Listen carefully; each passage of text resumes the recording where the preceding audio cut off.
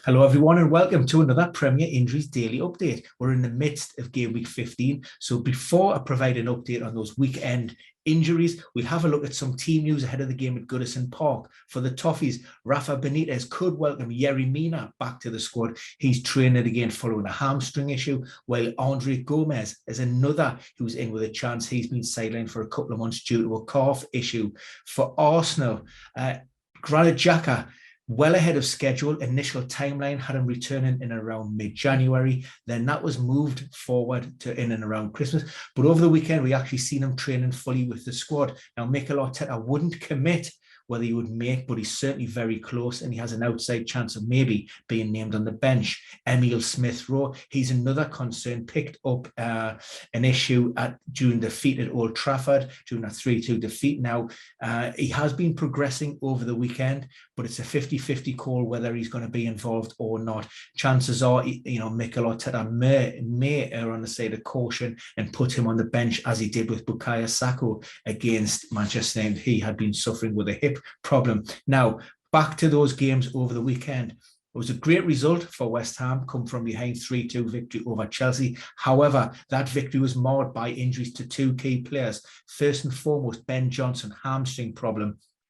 Again, still being assessed, need images, but I'm led to believe that could be at least a few weeks on the sidelines. It may mean that we don't see him back until January. Not a huge problem if Aaron Cresswell, who has been training, comes back into the team. We've also, on the opposite flank, we've seen Vladimir Soufal back in that starting 11. However, centrally, Kurt Zuma, it was a knee injury for the centre-back. And this is a position where West Ham can't really afford to lose another big defender, considering that Angelo Ogbonga recently underwent reconstructive surgery on his ACL. So fingers crossed that's not too serious. Their opponents on the day, Chelsea, in that early kickoff. Concerning news from Thomas Tuchel with regards to N'Golo Kante. He said basically that he doesn't know when he will be back. Mateo Kovacic, he's around 5 weeks away. Kai Havertz picked up an ankle injury. He was in a great deal of pain following that game. Now, we will have an update ahead of the Champions League, so that should come on Tuesday. And also, Marcus Alonso, he had problems in his lower back. Now, Tuchel did talk about potential replacements on that left-hand side, especially in the absence of Ben Chilwell. Again, that's going to be January before he's assessed, but possible options are Callum Hudson-Odoi, who can play as a left wing back, or even Saul, who can be moved across from the midfield into there. Opportunities are going to be few and far between, though, to actually get these players minutes in those positions and give them a little bit of experience. Elsewhere, Southampton struggling in the goalkeeper department. Ralph Hasenhüttl certainly wasn't happy with Alex McCarthy. 'Tis the season of the hamstring, and McCarthy suffered one himself. Ralph Hasenhüttl said if the keeper had made it known to the manager that he was struggling with a hamstring problem, then that he could have changed it, and they may not have conceded that goal against Brighton. Of course, on Thursday, we know that Fraser Forster went down with a muscular problem as well. So big concerns down at St. Mary's. For Tottenham, Sergio Reguilon was forced off early doors on Sunday against Norwich. That's another muscle problem. We've seen him prior to kickoff. He had his thigh strapped, so maybe related to that.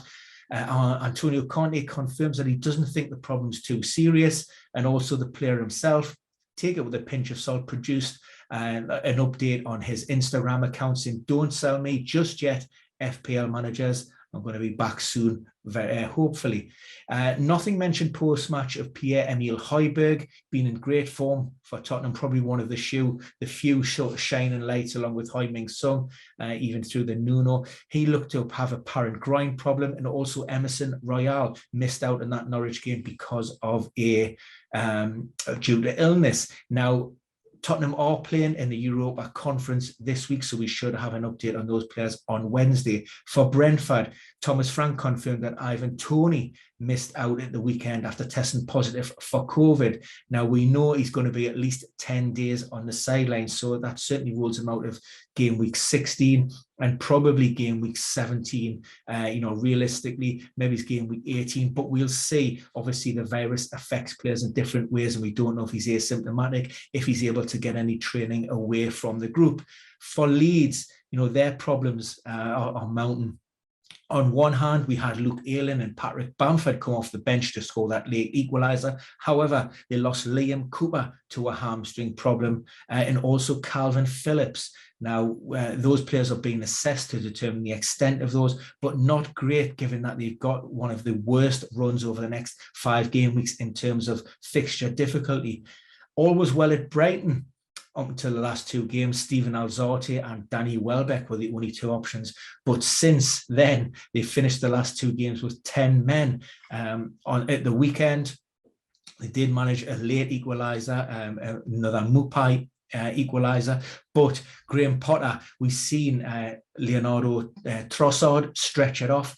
Thankfully, that doesn't look to be too serious. It was an awkward landing. Graham Potter referenced it at his elbow. We've actually heard from the player's agent. He said that the issue was a trapped nerve. He couldn't move his arm, but that's been rectified. There's an outside chance that he could make this weekend. Joel Veltman, he took the ball in the face, bang smack on the nose. Again, that doesn't look to be too serious. Graham Potter fully expects him to be back in the squad. However, one of the big blows was the loss of Lewis Dunk, who picked up a knee injury in that draw at West Ham. He did complete 90 minutes.